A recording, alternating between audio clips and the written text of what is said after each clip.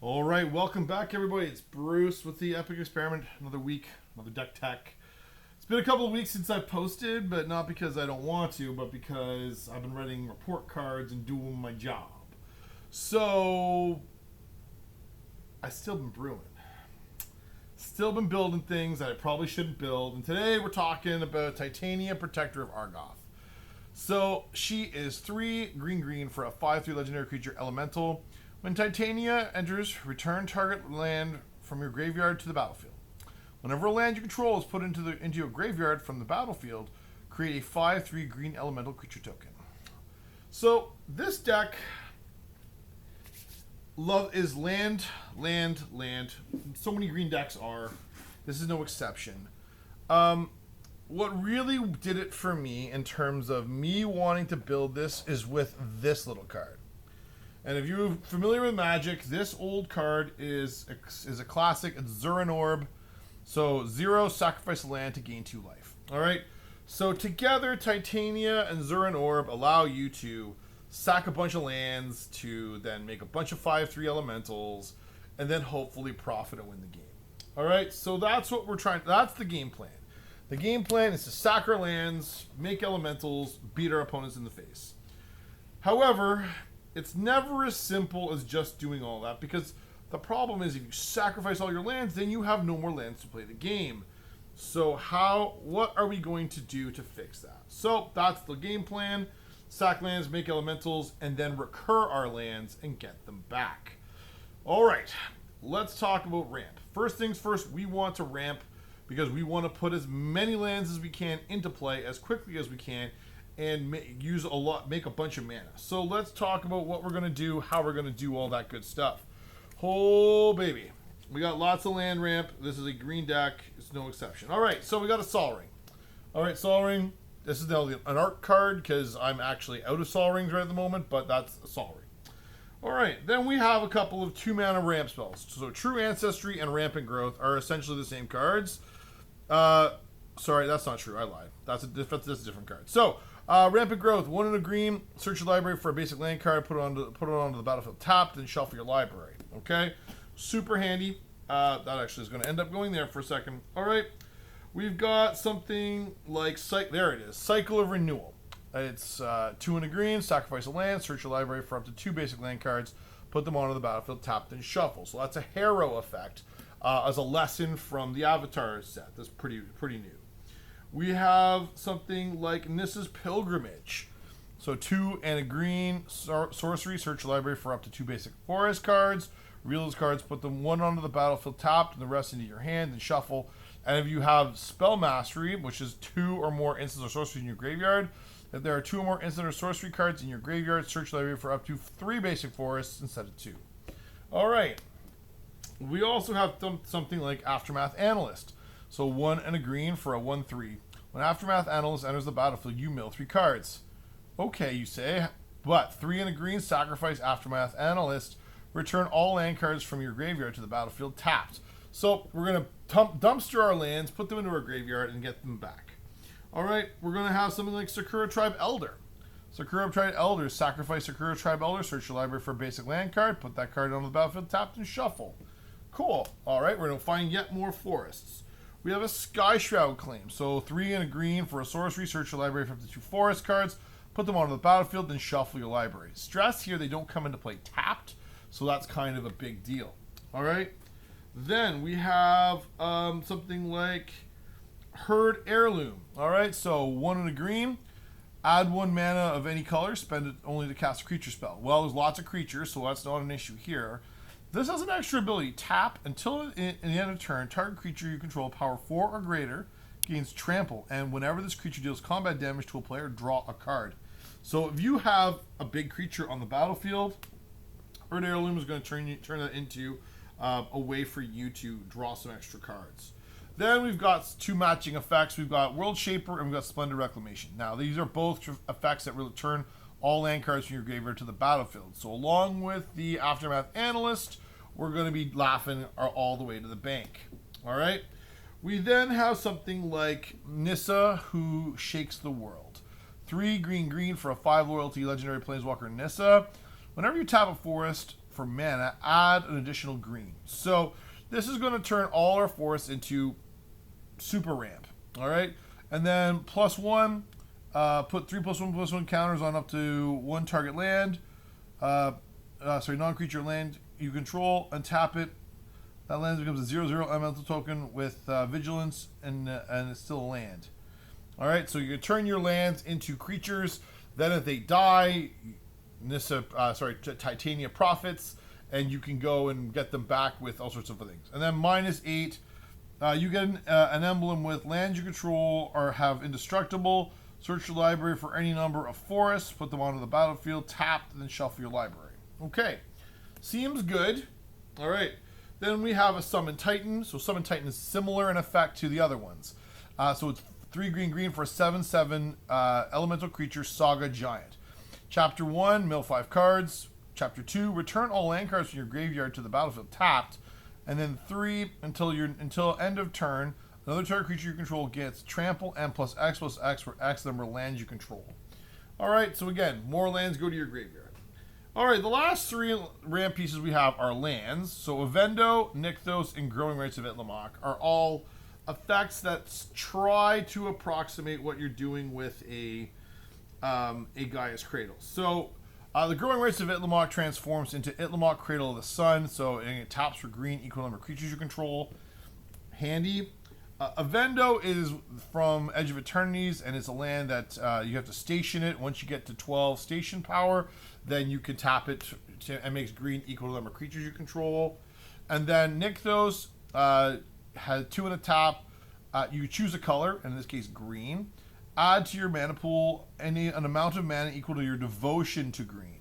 All right, so since I have lots of green permanents, I'm going to probably be able to turn that into some pretty good value. Okay, next let's talk about the land payoffs. What are we doing for payoffs with our land? All right, so we're going to play a bunch of land, and what are we going to do with it all? So we might do something like Primeval Bounty. 5 and a green for an enchantment. Whenever you cast a creature spell, create a 3/3 green beast. Whenever you cast a non-creature spell, put 3+1/+1 counters on target creature you control. Whenever a land enters the battlefield under your control, you gain 3 life. Okay, this is silly. The moment you start returning lands from your graveyard, you are now looking at a whole lot of potential land triggers and a whole lot of life to be gained. So Primeval Bounty is pretty handy. Tireless Tracker. So whenever a land enters the battlefield, you get to investigate. So you make a clue token. And then whenever you sacrifice a clue, put a +1/+1 counter on Tireless Tracker. Okay, pretty good. We have a Lotus Cobra. So whenever a land enters the battlefield, you make a mana of 1 color. You have it till the next phase. All right. So this is pretty handy when you make a bunch of landfalls because you've proceeded to ramp them out or sack them all and then bring them back. You can get get ahead on the mana pretty well and make a bunch of stuff. Scoot Swarm. So 2 and a green for an insect. It's a 1/1 with landfall. Whenever land enters the battlefield under your control, create a 1/1 green insect creature token. If you control 6 or more lands, create a token as a copy of Scoot Swarm. This can go exponential, and this is definitely a win con in this deck. If your opponents don't derail this is going to go crazy, and your opponents are going to be wondering what hit them, and the answer is going to be a swarm of bugs. All right. We have Earthbinder's Ascension, so 2 and a green enchantment. Whenever this enchantment enters, Earthbend 2. Then search your library for a basic land card, put it onto the battlefield, tapped and shuffled. So a little bit of ramp. Earthbending is kind of nice because if your creature that's a 2/2 dies, you get the land back, and including other landfall. All right. Whenever a land you control enters the battlefield, put a quest counter on this enchantment. When you do, when it has 4 or more counters on it, target creature put a +1/+1 counter on target creature you control. It gains trample until end of turn. So once you end up picking up some extra lands and put some counters on this, then it starts putting +1/+1 counters on your things. They get trample, which seems like a pretty useful ability in this deck. We have Tireless Provisioner, so 2 and a green for a 3/2 with landfall. Whenever land you control enters the battlefield, create a food or a treasure token. Again, so this is kind of like Lotus Cobra. You're usually picking the mode of choosing a treasure token. Then we have Ancient Green Warden. So this is 4 green for a 5/7 with reach. You may play lands from your graveyard. If a land entering or causes a triggered ability of a permanent you control to trigger, that ability triggers an additional time. So that's like Tyler's Tracker. It makes it would make two clues. If it's the Provisioner, make 2 treasures. It makes two mana with the Lotus Cobra. All these things trigger additionally with it. Super good. Courser Crufix. So 1 green for a 2/4 enchantment creature Centaur. Play with the top card of your library revealed. You may play a land from the top of your library. Play the card from the top of your library revealed. If it's a land, you can put it directly into play. You gain a life when you play a land. All right. So again, the idea being you sack your lands, you bring them back, and then you're going to gain a lot of life. We have Azusa, Lost But Seeking, 2 and a green for a 1/2. You may play 2 additional lands on each of your turns. So sometimes you're going to find that you draw your lands and all your hand is just lands. Too many lands, and you need to put them into play. Azusa is terrific for that. Territory Color. So this is 4 and a green for a 7/5 Eldrazi with Devoid and Reach. Landfall. Whenever a land you control enters the battlefield, look at the top card of your library. If it's a creature card, you may reveal it, put it into your hand. If you don't put that card into your hand, you may put it into your graveyard. So if you don't want it, you can dumpster it and keep digging, or if it's a creature card, you can put it in your hand. We have an Avenger of Zendikar. So 5 green for a 5/5 elemental. When Avenger of Zendikar enters the battlefield, create a 0/1 green plant token for each land you control. Landfall. Whenever a land enters the battlefield under your control, you may put a +1/+1 counter on each plant creature you control. This is like, if you're playing green land cards, like this is like one of those classic cards you probably are running in your list.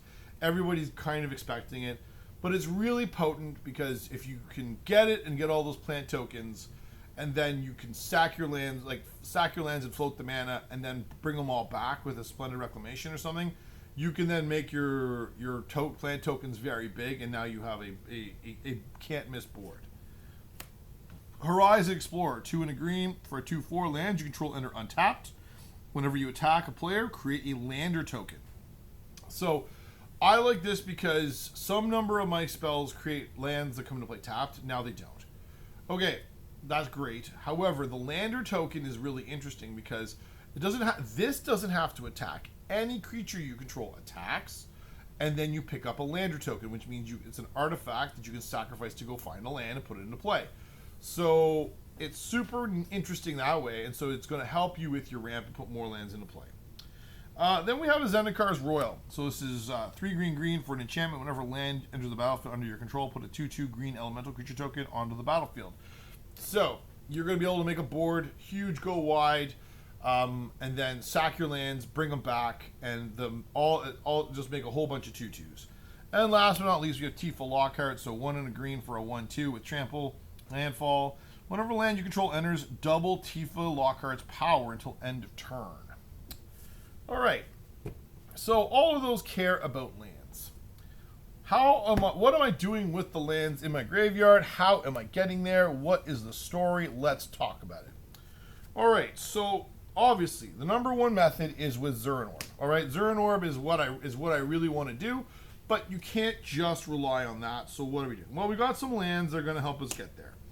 So we have things like Evolving Wilds, we have a Vibrant Cityscape, and we've got a Fabled Passage. So these are lands, you're going to sacrifice them to go get more basics, put them into play, and that's exactly what Titania wants you to do. Terramorphic Expanse is also in this list somewhere, I just haven't found it right now. So it's kicking around.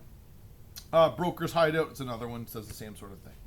Entis Restoration, well, there's another Harrow effect, it's another ramp piece. This got sacrifice a land. Search your library for up to 2 basic land cards and put them onto the battlefield tapped and shuffle.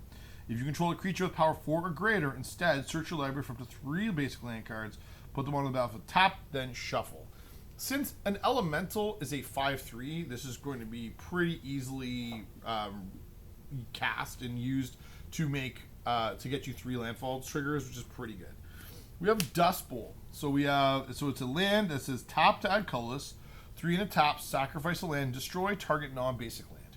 All right, so this is going to help you to punish mana bases that are going to be particularly greedy. It sacrifices a land, which is exactly what Titania wants you to do. And it's going to just make things really difficult for people who play with very few basics to keep their mana, or because you can take somebody off their colors. You can maybe destroy a powerful utility land.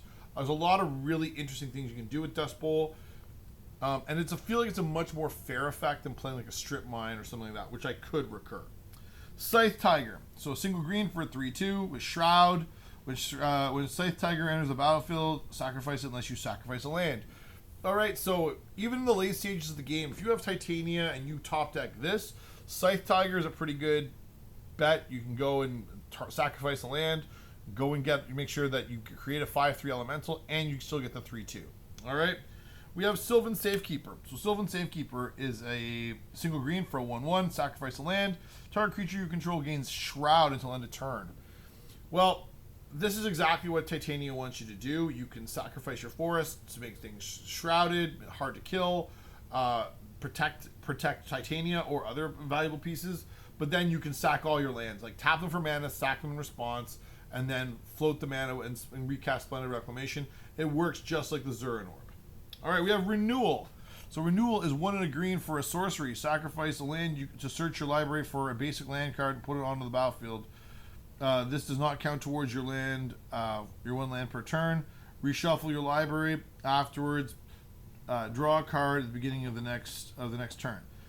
I love these old cards. Like this is like an application for a super old card from Homelands. I really love finding stuff like that. We have a Turn Timber Sower. So this is 2 and a green for a 3/3 Elf Druid. Whenever one or more land cards are put into your graveyard from anywhere, create a 0/1 green plant token. Green, sacrifice 3 creatures, return target land from your graveyard to your hand. Alright, so this is just an extra payoff for sacrificing lands. You make plants. Bodies are always good. You just do stuff with it. We have Natural Balance. So we have 2 green, sorcery. Each player controlling 6 or more lands sacrifices enough lands to reduce his or her land total to 5. Each player controlling 4 or fewer lands may search his or her library for enough basic lands to bring them to 5 and put those lands into play. Those players shuffle their libraries afterwards. So in the later stages of the game, this is going to bring everybody right back down to 5 lands and make everybody frustrated with you. But since you want to sacrifice lands, I feel like this is a pretty legitimate play. People are going to be annoyed with you. But it's a sorcery, right? It's not an enchantment. It doesn't sit there in perpetuity and make people cry. It just does the job of letting you destroy lands, Titania triggers, and then you're off to the races. All right? Now, with all those lands in the graveyard, sometimes you need to get them back. So we've got a Ramunap Excavator and an Undergrowth Recon. So Ramunap Excavator is 2 and a green for a 2/3. You may play land cards from your graveyard. Undergrowth Recon is 1 green. At the beginning, it's an enchantment. At the beginning of your upkeep, return target land from your graveyard to the battlefield tapped. All right, so just really useful ways to get lands back. Okay, let's talk about some of the other things we need to do. Let's talk about how we're drawing cards. All right, so we're going to play Zendikar Resurgent. Zendikar Resurgent is 5 green enchantment. Whenever you tap a land for mana, add 1 mana to your mana pool of any type that land produced. Whenever you cast a creature spell, draw a card. Well, there's lots of creatures. You're going to be able to find lots of things. So you're going to be able to get ahead and just keep your hand full. Similarly, we have the Endstone, a 7 mana legendary artifact. Whenever you play a land or cast a spell, draw a card. At the beginning of your end step, your life total becomes half your starting life total rounded up. So I'm looking at this card draw. The life thing business is great. I'm not that worried about it. Then we have Twists and Turns. So Twists and Turns is a 1 mana for a single green for an enchantment. If a creature you control would explore, instead you scry 1, then that creature explores. When Twists and Turns enters the battlefield, target creature you control explores. When a land enters the battlefield under your control, if you control 7 or more lands, transform Twists and Turns. So this is really turning into a land more often than anything else, because I'm not really looking to explore, although I could, I suppose. This one is Mycoid Maze. So it taps for a green, 3 and a green. Look at the top 4 cards of your library. You may reveal a creature card from among them, put it onto the battle, put it in your hand. Put the rest on the bottom of your library in a random order. So usually this is getting flipped over, and then I'm using it to look for creatures. So you're looking for the Tireless Trackers, or the Tireless Provisioners, or the Ancient Green Wardens, and stuff like that. We've got a Rishkar's Expertise. So Rishkar's Expertise is 4 green, Draw cards equal to the greatest power among creatures you control. You may cast a spell with mana value 5 or less from your hand without paying its mana cost. Okay, considering any elementals are going to be 5 power, you're going to draw at least 5 cards in most cases. It seems like a good inclusion. All right, then we have things like Elemental Bond and Garruk's Uprising. So, Elemental Bonds is 2 and a green for enchantment. Whenever a creature with power 3 or greater enters the battlefield under your control, draw a card, including those elemental tokens. And Garruk's Uprising, 2 and a green. When Garruk's Uprising enters the battlefield, if you control a creature with power 4 or greater, draw a card. Creatures you control have trample. Useful. Whenever a creature with power 4 or greater enters the battlefield, under your control, draw a card. So again, that's going to be really useful for you to turn your elementals into card draw. Then we've got a Return of the Wild Speaker. So 4 and a green for an instant. Choose 1. Draw cards equal to the greatest power among non-human creatures you control. Again, probably 5. Or you can pick the mode. Non-human creatures you control get +3/+3 until end of turn. That turns your plant tokens, your insect tokens, any other tokens that you happen to make into really big. Same thing with elementals that off sacrificing lands, they get humongous. And then sometimes you just need to make sure that your things come back. So we've got some ways to recur a few things. We've got a Seasons Past. So 4 green. Return any number of cards with different converted mana costs from your graveyard to your hand. Put Seasons Past on the bottom of its owner's library. So this is a powerful recursion spell. It may not be super applicable in every game, but usually gets me 2 or 3 cards back. Pretty useful. True Ancestry, 1 and a green. It's a lesson. Return up to 1 target permanent card from your graveyard to your hand. Create a clue token. All right. So that's going to get you some things back. All right.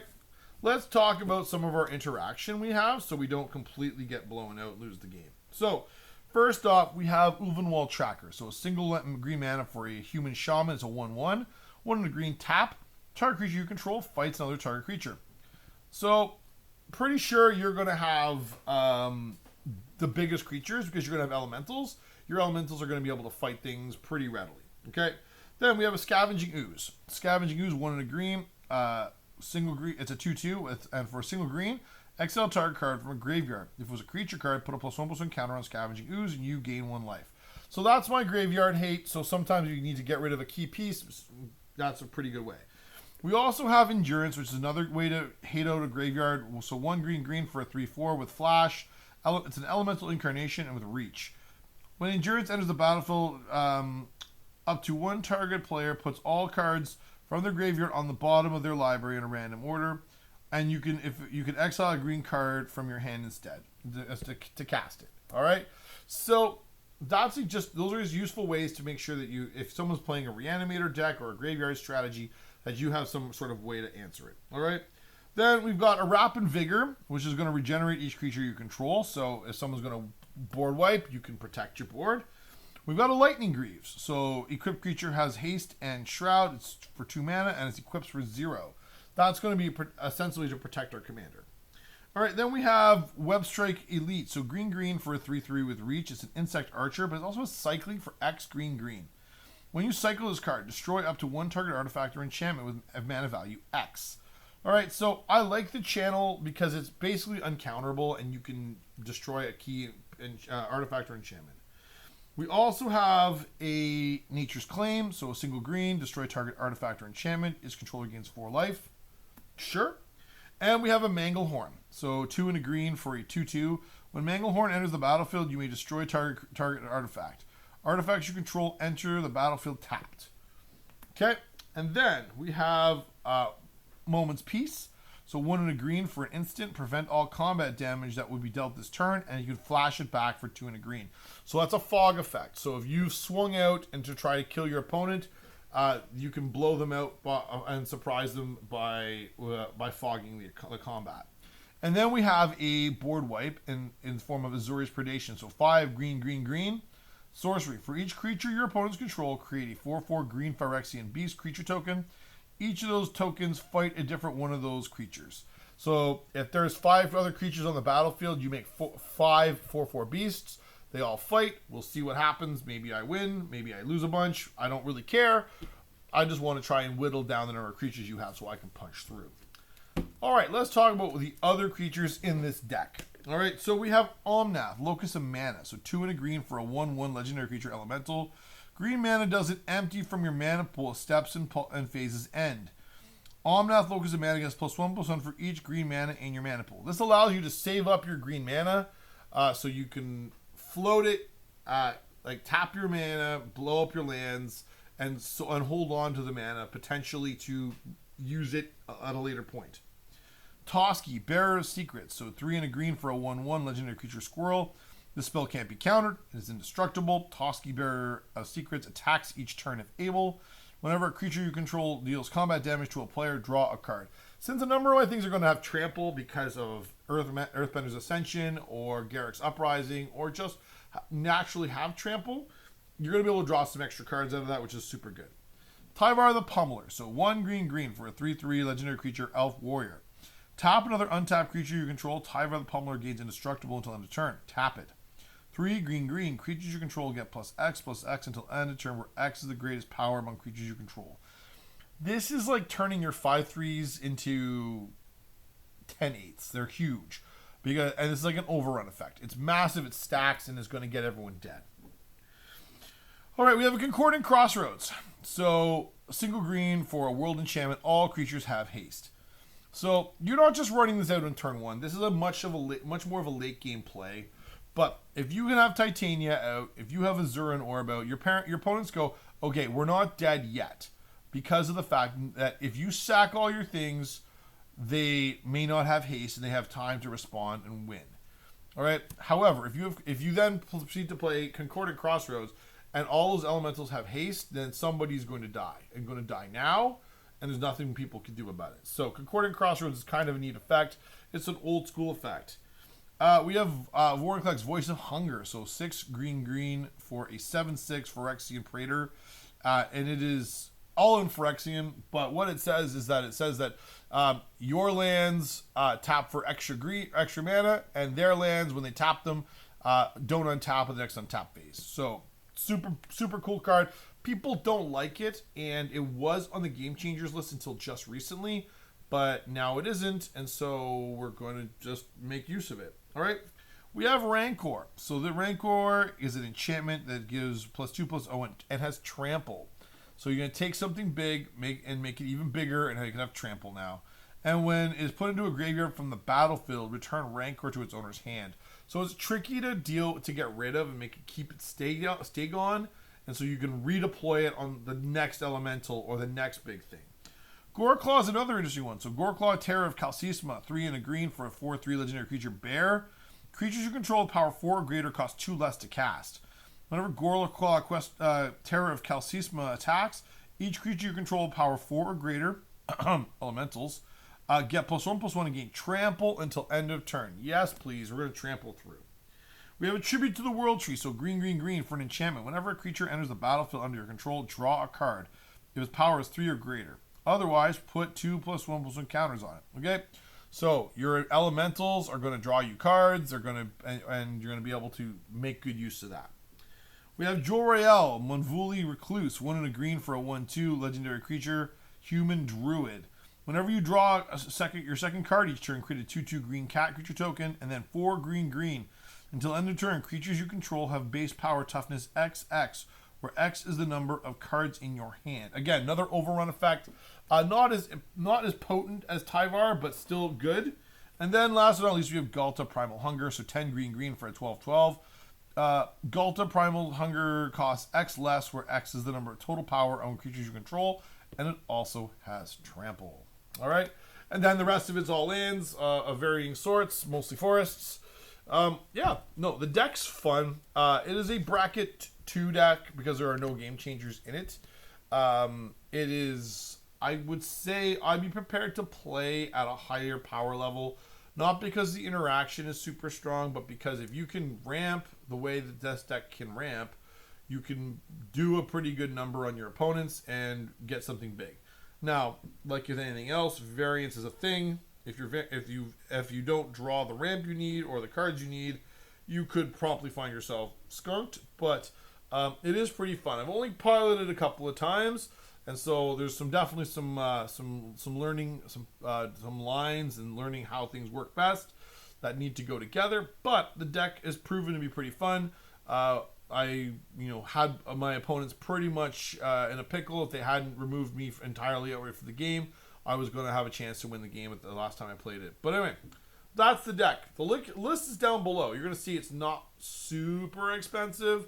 There are some expensive bits to it, right? So the Nykthos and the Avendo, those are pricey cards, right? So they're reasonably expensive. And so if you don't want to play them, you don't have to. No one is compelling you to play those cards. You can play with a bunch of basics and be just fine. Because the whole premise of the deck is the lands in and out.